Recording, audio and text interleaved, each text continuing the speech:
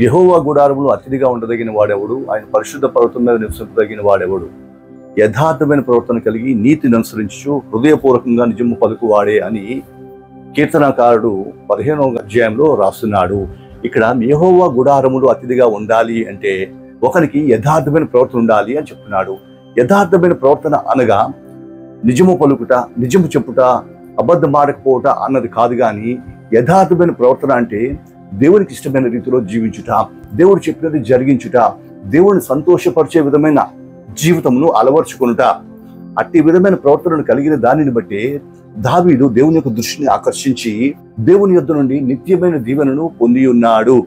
ఈ యథార్థతను గురించి ఎరిగిన రాజులు అనేకులు దేవుని చేత దీవింపబడి సురక్షితమైన క్షేమకరమైన రాజ్య పరిపాలనను జరిగించి ఉన్నారు. వారి కాలంలో దేశము నెమ్మదిని అనుభవించింది, క్షేమమును అనుభవించింది. ఇందులో ఒకడు హిజ్కియా. ఈ హిజ్కియా తన తండ్రి అయిన ఆహాజు తర్వాత పాలనలోనికి వచ్చిన వాడు. ఈ ఆహాజు దేవుడికి వ్యతిరేకమైన జీవితం జీవించి దేశమును విగ్రహములతో నింపివేశాడు. అతని అనంతరము పాలనలోనికి వచ్చిన హిజ్కియా దేవుని సన్నిధిలో యథార్థమైన ప్రవర్తన జీవించాడు. ఈ హిజ్కియా మీదకి ఒకనొక దినమున అష్షూరు రాజు అయిన సన్హెరీబు దండెత్తి వచ్చాడు. ఆ సమయంలో హిజ్కియా దేవుని యొద్ద మొరపెట్టాడు, ప్రభువా యెహోవా, నేను నీ సన్నిధిలో ఎట్లు యథార్థంగా ప్రవర్తించుతునో ఒకసారి నన్ను జ్ఞాపకం చేసుకో అని ప్రార్థన చేశాడు. ఎప్పుడైతే ఈ విధమైన ప్రార్థన చేశాడో దేవుడు అతని మొరను ఆలకించి అతనికి విడుదలను అనుగ్రహించినట్లు 2వ రాజుల గ్రంథం 19వ అధ్యాయంలో రాయబడి ఉన్నది. ఇతడు యెహోవా దృష్టిలో ఏ విధంగా యథార్థమైన ప్రవర్తన కలిగి ఉన్నాడు అని చూసినట్లయితే 2వ రాజుల గ్రంథం 18వ అధ్యాయంలో ఇతడు పాలనలోకి రాగానే దేశంలో ఉన్న సమస్తమైన విగ్రహములను పగలగొట్టి ఉన్నాడు, పురుష గాములను కొట్టివేసి ఉన్నాడు, దేవునికి వ్యతిరేకమైన సమస్త క్రియలను దేశంలోంచి తోలివేసి ఉన్నాడు. ఇట్టి విధమైన క్రియను బట్టి దేశమును పవిత్రపరిచి దేవునికి ఇష్టమైన రీతిలో దేశమును తిప్పి ఉన్నాడు. దీనిని బట్టి నాటి నుంచి యెహోవాను ఆరాధించుట అన్నది పునఃప్రారంభమైనది. ఇట్టి విధమైన పునఃప్రారంభమును బట్టి దేవుడు అతని యందు అనుగ్రహం కలిగిన వాడై అతను ప్రార్థన చేసిన వెంటనే తన ప్రవక్త అయిన యెషయా ద్వారా వర్తమానం పంపి ఉన్నాడు. హిజ్కియా, నీవు భయపడవద్దు, సన్హెరీబు నీ దేశం మీదకి రాడు, నీ దేశంలో ఒక బాణమైనను వేయడు, అతడు వచ్చిన రీతినే అతను తిరిగిపోతాడు అని ఈ విధమైన వాగ్దానమును దేవుడు హిజ్కియాకు చేసి ఉన్నాడు. దాని ఫలితముగా ఆ అష్షూరు సైన్యములో ఆ రాత్రి అందే దేవదూత బయలుదేరి 185,000 మందిని హతము చేసినట్లు మనం చూస్తున్నాము. ఆ సన్హెరీబు రాజు దేశంలోనికి రాకుండా వదంతి విని తిరిగి వెళ్ళిపోయినట్లు మనం చూస్తున్నాము. నిజమునకు అష్షూరు రాజుకి 185,000 సైన్యం ఉన్నది, హిజ్కియాకు 3,000 మంది సైన్యం ఉన్నది. ఒకసారి ఆలోచించండి, ఈ 3,000 మంది సైన్యంతో 185,000 మంది అయిన ఆ సైన్యం ఎదుట ఎలా నిలబడగలరు? కానీ దేవుడి సన్నిధిలో అతను చూపించిన యథార్థతను బట్టి దేవుడు అనుగ్రహం చూపి తన దూత ద్వారా ఆ 185,000 మంది సైన్యమును హతమార్చి ఉన్నాడు. దీనిని బట్టి ఆ సన్హెరీబు రాజు తిరిగి తన దేశంలోనికి వెళ్ళిపోయాడు. అనంతరము తన దేవత యొద్ద ప్రార్థన చేయుచుండగా తన కుమారుడే అతనిని హతము చేశాడు. ఈ విధంగా తన కుమారుడైన హిజ్కియాను దేవుడు శత్రు వశము నుంచి విడిపించాడు. దీనికి కారణము హిజ్కియా దేవుని యెడల యథార్థమైన ప్రవర్తన కలిగి జీవించుటయే. అదే విధంగా ఆసా రాజును చూసినట్లయితే ఈ ఆశా కూడా రాజ్యంలోనికి రాగానే దేవునికి ఇష్టమైన రీతిలో జీవించి దేశంలో ఉన్న అపవిత్రమైన వాటిని తొలగించి దేవునికి ఇష్టమైన రీతిలో దేశమును తీర్చిదిద్దాడు. దేవుని యొక్క అనుగ్రహం పొందుకుని ఉన్నాడు. 2వ దినవృత్తాంతాల గ్రంథం 14వ అధ్యాయం నుంచి ఈ ఆశా గురించి మనం చూడగలము.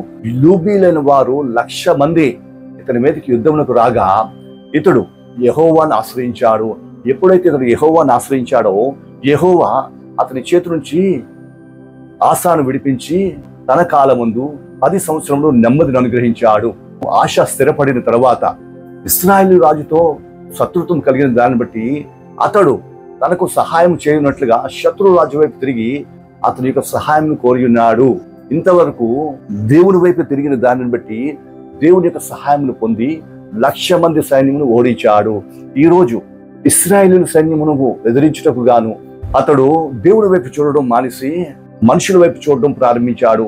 ఎప్పుడైతే ఇట్టి విధమైన సహాయం కోరి ఉన్నాడో దేవుడు వెంటనే అతనికి సమాధానం పంపించున్నాడు. ఆశ, ఇంతవరకు నా వైపు చూచి మేలును పొందుకొని ఉన్నావు, కానీ ఇప్పుడు నీవు మనుషులను చూసి ఉన్నావు కాబట్టి ఇక మీదట నీకు యుద్ధములే అని ప్రకటన చేసి ఉన్నాడు. దీని ఫలితముగా నాటి నుంచి దేశంలో యుద్ధములు, నెమ్మది లేదు. వీటన్నిటికీ కారణం ఏంటంటే యథార్థమైన ప్రవర్తన కలిగిన ఈ ఆశ దేవుని యొక్క క్షేమమును, దేవుని యొక్క సమాధానమును, దేవుని యొక్క కాపుదలను అనుభవించిన తర్వాత స్థిరపడిన వాడై దేవుని వైపు నుంచి మనుషుల వైపు తన దృష్టిని మళ్లించాడు. దీని ఫలితంగా దేవుని యొక్క కాపుదలను కోల్పోయాడు. దీనిని బట్టి నాటి నుంచి ఆశా జీవితకాలం అంతా యుద్ధములే. దీనికి కారణము మొదటి తరగతి కలిగిన యథార్థతను విడిచిపెట్టి దేవుని ఎడలున్న సరళత నుంచి తప్పిపోయాడు. ఇతడు ఎప్పటి వరకైతే యెహోవాను ఆశ్రయించాడో అప్పటి వరకు నెమ్మదిని అనుభవించాడు, క్షేమం అనుభవించాడు. కానీ ఈ రోజు తన యథార్థతను కోల్పోయిన దానిని బట్టి దేవుని యొక్క సహవాసం కోల్పోయాడు, దేవుని యొక్క సంరక్షణ కోల్పోయాడు, దేవుడు అనుగ్రహించిన నెమ్మదిని పోగొట్టుకున్నాడు. దీనికి కారణము తన యథార్థతను పోగొట్టుకుంటే. అందుకే కీర్తనకారుడు అంటాడు కదా, యథార్థంగా ప్రవర్తించువానికి ఆయన ఏ మేలును చేయక మానడు. అతను యథార్థంగా ప్రవర్తించినంత వరకు దేవుని యొక్క మేలును అనుభవించాడు. ఎప్పుడైతే యథార్థతను కోల్పోయాడో దేవుని మేలుకు బదులు కీడును కొని తెచ్చుకుని ఉన్నాడు. కాబట్టి వాక్యం వినిచిన ప్రియ సహోదరుడా, సహోదరి, ఎంతవరకు నీ స్థితిలో నీవు యథార్థంగా ప్రవర్తించుచున్నావు? యథార్థమైన ప్రవర్తన అంటే దేవుని వాక్యమును అనుసరించుటయే. దేవుని వాక్యం చెప్పిన రీతిగా నీ జీవితంలో తీర్చిదిద్దుకుంటా, దేవుడు చెప్పిన మాటను అనుసరించి ఆయన చిత్తమును నెరవేర్చుట, ఇదియే దేవుడికి కావాల్సింది. అప్పుడు దేవుడు నీ అవసరతలన్నింటినీ తీరుస్తాడు, నీ ఆపదలో నీకు సహాయం చేస్తాడు. నీవు ప్రార్థన చేయగా నేనున్నానని దేవుడు తన హస్తమును చాపుతాడు. ఇరుకులో ఉన్నప్పుడు నీ పక్షముగా కార్యములు జరిగిస్తాడు. అపాయమును నీ యొద్దకు రానీయడు, నెమ్మదిని అనుగ్రహిస్తాడు. సకల విధములుగా నిన్ను ఉన్నతమైన స్థాయిలో ఉంచుతాడు. ఒకవేళ దేవుని ఎడల ఉన్న యథార్థత నుంచి నువ్వు తప్పిన వాడవై దేవుడికి వ్యతిరేకంగా తిరిగిన వాడవైతే నీవు కూడా దేవుడిచ్చిన క్షేమమును, దేవుని యొక్క కాపుదలను పోగొట్టుకొని అశాంతికి, ఆందోళనకు గురి అయి నెమ్మది లేని జీవితమును కొని తెచ్చుకున్న వాడవవుతావు. కాబట్టి సహోదరుడ, సహోదరి, నీ జీవితంలో యథార్థమైన ప్రవర్తన కలిగి దేవుడికి ఇష్టానుసారుడుగా జీవించి ఆయన వాగ్దానం చేసిన నెమ్మదిని, సమాధానమును, కాపుదలను అనుభవించాలి అని కోరుతూ ప్రభు పక్షంగా ఈ నా మాటలు ముగిస్తున్నాను. దేవుడి వాక్యమును అందరి వినికిడిలో ఫలింపజేయను గాక. ఆమెన్. ప్రార్థన చేసుకుందాం. స్తోత్రం తండ్రి, వందనములు.